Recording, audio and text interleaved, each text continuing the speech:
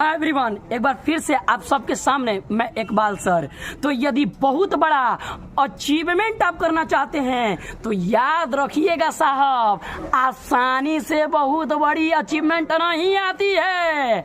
आपको बहुत बड़ा अचीवमेंट करना चाहते हैं ना, बहुत बड़ा आपका ड्रीम है, बहुत बड़ा गोल्स है, तो आपके पास बहुत विषम परिस्थितियां भी आएंगी, बहुत समस्याएं भी आएंगी, लेकिन उसी समस्या में कहीं ना कहीं आपके पास वो समस्या आपको एक हथियार जैसी भी है, वो समस्या में कहीं ना कहीं एक बहुत बड़ा हथियार और शस्त्र भी छुपा, उसी समस्या में कहीं ना कहीं एक बहुत बड़ा ताकत भी छिपा होता है, जो आपके साथ में आपको मतलब ऊर्जा प्रदान करेगा, आपको कहीं ना कहीं ऊर्जा देगा, कहीं ना कहीं ऊर्जा देगा। तो यदि समस्या बहुत बड़ी है तो वो बड़ी समस्या कहीं ना कहीं बड़ी ऊर्जा भी आपको लेकर के आती है, जो आपके अंदर इरिटेट आपको करती है। और ये इरिटेशन जो होता है ना सर, एक बहुत बड़ी ऊर्जा का काम करता है। और इस ऊर्जा को समझने के लिए नजरिया होना चाहिए।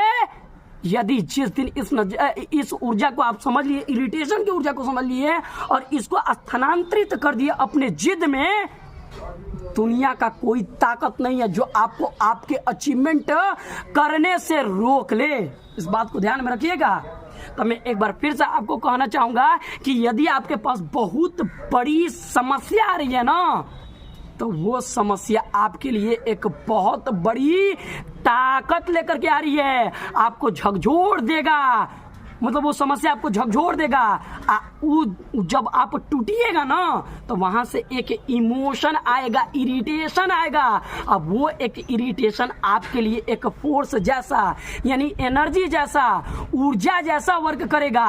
और जिस दिन आप अपने पॉजिटिव एटीट्यूड, पॉजिटिव नजरिया से उस ऊर्जा को समझ लिए, उस ऊर्जा का कहीं ना कहीं स्थानांतरित कर देते हैं अपने लक्ष्य में, तो दुनिया का कोई भी ताकत नहीं है कि कितनों बड़ा चुनौती को तोड़ने में, अच्छा शिकस्त देने में, दुनिया का कोई भी ताकत आपको नहीं रोक सकता है। तो याद रहे, जितनी बड़ी समस्या उतना बड़ा इरिटेशन, उतना बड़ा जिद और उतना ही बड़ी सफलता भी अचीवमेंट होता है।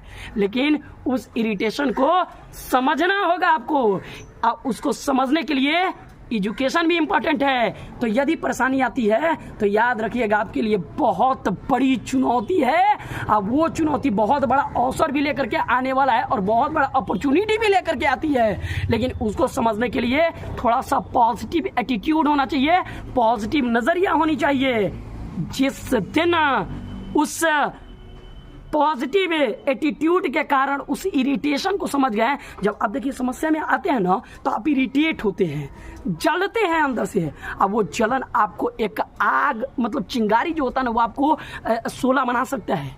वो आपके अंदर एक फोर्स क्रिएट करता है और उस फोर्स के दम पर आप बड़ी से बड़ी बैरियर को तोड़ देते हैं।